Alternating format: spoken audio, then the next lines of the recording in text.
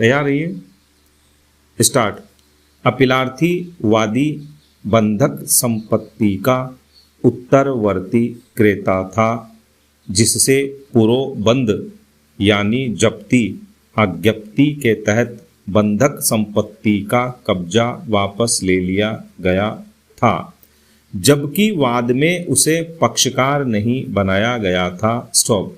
वाद तथ्य के अनुसार मूल वाद के प्रतिवादी प्रत्युत्तर दाता संख्या 1 और 2 महाराष्ट्र राज्य के लोनार के ग्राम वेनी के भूखंड सर्वे संख्या 67/3 और 65/1 के स्वामी थे। स्टॉप। उक्त भूखंड को उन्होंने प्रतिवादी संख्या 3 को 700 रुपये के ऋण के बदले बंधक विलेख दिनांक 30/4/1954 प्रदर्श 81 के द्वारा बंधक रख दिया। स्टॉप। बाद में प्रतिवादी संख्या 1 और 2 ने सर्वे संख्या 67/3 1 एकड़ 32 गुंठा भूमि वादी को पंजीकृत विक्रय विलेख दिनांक 18/5/1964 के द्वारा 1000 रुपये के प्रतिफल में विक्रय कर दी। स्टॉप। इस प्रकार अब वादी विक्रय समव्यवहार के कारण बंधक कर्ता बन गया। स्टॉप। प्रतिवादी संख्या 3 मूल बंधकदार ने अपने 700 रुपये के बंधक धन की ब्याज सहित वसूली के लिए मूल बंधक कर्ता प्रतिवादी संख्या 1 और 2 के विरुद्ध नियमित दीवानी वाद संख्या 237/1965 प्रस्तुत किया, जिसमें वादी को पक्षकार नहीं बनाया गया। स्टॉप। इस वाद में पक्षों के बीच संपन्न समझौते के अनुसार न्यायालय ने प्रारंभिक आज्ञप्ति पारित की, जिसमें प्रतिवादी संख्या 1 और 2 बंधक धन 700 रुपये का भुगतान 23/7/1967 के पूर्व करने के लिए सहमत हुए थे, किंतु वे विफल रहे। स्टॉप। अतः न्यायालय ने दिनांक 4/6/1969 को उक्त प्रारंभिक आज्ञप्ति को अंतिम आज्ञप्ति के रूप में परिवर्तित कर दिया, जिसके परिणाम स्वरूप संपत्ति का मोचन कराने के अधिकार की जप्ती का सृजन किया। स्टॉप। उक्त डिक्री के निष्पादन में बंधकदार ने वादी वर्तमान अपीलार्थी से 5/12/1980 को कब्जा ले लिया। स्टॉप। इसके बाद वादी ने मूल बंधक कर्ता और मूल बंधकदार के विरुद्ध दिनांक 23/1/1984 को बंधक मोचन हेतु नियमित वाद संख्या 7/1984 प्रस्तुत किया। स्टॉप। विचारणा न्यायालय ने निम्नलिखित निर्धारण के साथ इस वाद को निरस्त कर दिया। स्टॉप।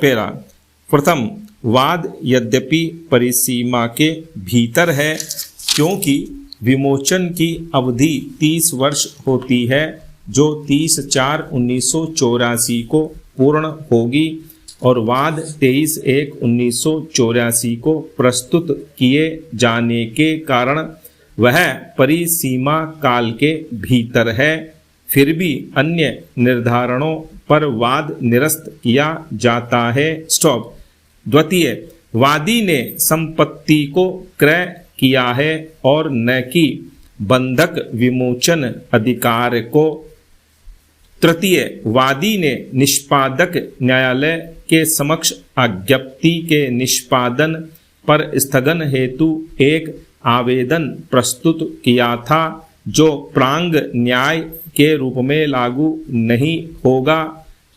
चतुर्थ, बैंक ऑफ पूना बनाम नव Rajasthan cooperative housing society limited AIR 1968 BOM 106 के मामले में स्थापित विधि के विचार में बंधक धन का भागिक विमोचन भी अनुमति योग्य है, चूंकि वादी ने बंधक विमोचन अधिकार को क्रय नहीं किया था, इसलिए वह संपत्ति के भाग का विमोचन कराने का हकदार नहीं है। यद्यपि वादी पूरे बंधक धन का भुगतान करने के लिए तैयार था। स्टॉप। 5.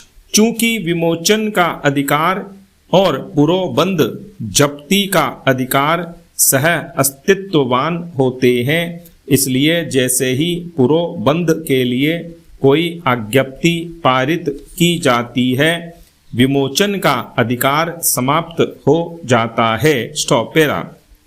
प्रथम अपीलीय न्यायालय ने वादी के वाद को आज्ञप्तित किया, किंतु द्वितीय अपील में उच्च न्यायालय ने आक्षेपित निर्णय आदेश दिनांक 21/1/2015 के द्वारा प्रथम अपीलीय न्यायालय के निर्णय को निरस्त कर दिया और विचारण न्यायालय के निर्णय को पुनर्स्थापित कर दिया। स्टॉप। अतः वादी ने यह SLP अपील उच्चतम न्यायालय में प्रस्तुत की। उच्चतम न्यायालय के समक्ष मुख्य विचारणीय प्रश्न निम्नलिखित था। पहला, क्या वादी संपत्ति क्रय करने के बाद बंधकदार द्वारा प्रस्तुत पुरोबंध जप्ती के लिए वाद में एक आवश्यक पक्षकार था? 2. क्या पुरोबंध जप्ती के लिए वाद में प्राप्त आज्ञप्ति प्रांग न्याय के रूप में लागू होती है और विमोचन का अधिकार न्यायालय की आज्ञप्ति द्वारा समाप्त हो गया? स्टॉप।